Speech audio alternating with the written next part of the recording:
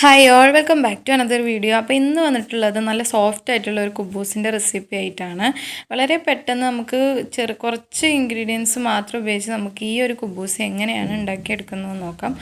അപ്പോൾ എല്ലാവരും ഒന്ന് ട്രൈ ചെയ്ത് നോക്കണം. അപ്പോൾ കുബൂസ് ഉണ്ടാക്കാനായിട്ട് ഞാനിവിടെ ഒരു ബൗളിലേക്ക് 2 കപ്പ് മൈദ എടുത്തിട്ടുണ്ട്. ഇനി ഇതിലേക്ക് ഒരു 1/2 ടീസ്പൂൺ ഈസ്റ്റാണ് ചേർത്ത് കൊടുക്കുന്നത്. അതുപോലെ ഇനി ഒരു 1.5 ടീസ്പൂൺ പഞ്ചസാര കൂടി ചേർത്ത് കൊടുക്കാം. പിന്നെ അതുപോലെ ഇതിലേക്ക് ആവശ്യത്തിന് ഉപ്പ് കൂടി ചേർത്ത് കൊടുക്കാം. അപ്പോൾ ഉപ്പ് നമ്മുടെ പാകത്തിനനുസരിച്ച് ചേർത്ത് കൊടുക്കുക. ഇനി ഈ മാവൊന്ന് കുഴച്ചെടുക്കാനായിട്ട് ഞാനിവിടെ ഇളം ചൂടുള്ള പാലാണ് എടുത്തിട്ടുള്ളത്. നിങ്ങൾക്ക് പാലെടുക്കണമെന്ന് ഒരു നിർബന്ധമില്ല, ഇളം ചൂടുള്ള വെള്ളം എടുത്താലും മതി. അപ്പോൾ വെള്ളത്തിൻ്റെ ചൂട് അധികമാവാനും പാടില്ല, കുറവാവാനും പാടില്ല, ഒരു ഇളം ചൂട് ഉണ്ടാവണം. അപ്പോൾ ഇനി ഇതിൻ്റെ മുകളിൽ കുറച്ച് ഓയിൽ കൂടി തടവി നന്നായിട്ടൊന്ന് കുഴച്ചെടുക്കണം. ഒരു 10 മിനിറ്റ് എന്തായാലും കുഴച്ചെടുക്കണം.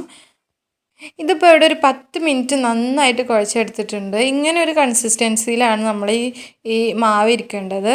നമ്മൾ ചപ്പാത്തിക്കൊക്കെ കുഴക്കുന്ന ആ ഒരു രീതിയിലല്ല കുഴക്കേണ്ടത്. കുറച്ച് ലൂസായിട്ട് കുറച്ച് ഒട്ടിപ്പിടിക്കുന്ന രീതിയിലാണ് ഈ മാവ് കുഴച്ചെടുക്കേണ്ടത്. ഇനി ഇത് നമുക്ക് റെസ്റ്റ് ചെയ്യാൻ വെക്കാം. അതിൻ്റെ മുകളിൽ ഒരു നനഞ്ഞ തുണിയോ ഒരു പ്ലാസ്റ്റിക് റാപ്പറോ ഉപയോഗിച്ചിട്ട് നമുക്കൊന്ന് അടച്ച് വെച്ച് റെസ്റ്റ് ചെയ്യാൻ വെക്കാം. ഇതിപ്പോൾ ഒരു 2 മണിക്കൂറായിട്ടുണ്ട്. അപ്പോൾ നമ്മൾ കുഴച്ച മാവിൻ്റെ ഡബിളായിട്ട് പൊന്തി വന്നിട്ടുണ്ട്. അപ്പോൾ ഇനി ഇത് നമുക്ക് ഒന്നുകൂടി നന്നായിട്ടൊന്ന് കുഴച്ചെടുക്കുക. ഒരു 5-6 മിനിറ്റ് നന്നായിട്ടൊന്ന് കുഴച്ചെടുക്കുക.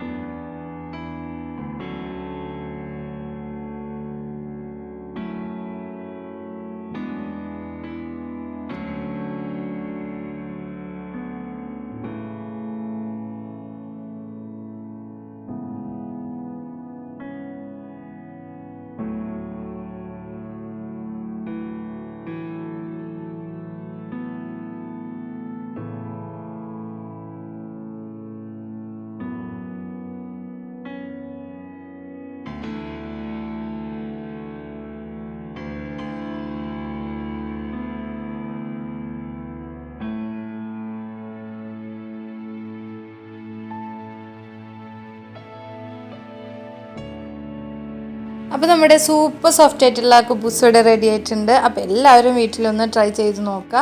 നമുക്കിത് ഷവർമ ഉണ്ടാക്കാനൊക്കെ ഉപയോഗിക്കാം. അതുപോലെ അൽഫാം ചിക്കൻ്റെ കോമ്പിനേഷനായിട്ട് ഉപയോഗിക്കാം, ചിക്കൻ കറിയിലേക്ക് ഉപയോഗിക്കാം. അപ്പോൾ എല്ലാവരും ഒന്ന് ട്രൈ ചെയ്ത് നോക്കുക. നല്ല സോഫ്റ്റാണ്.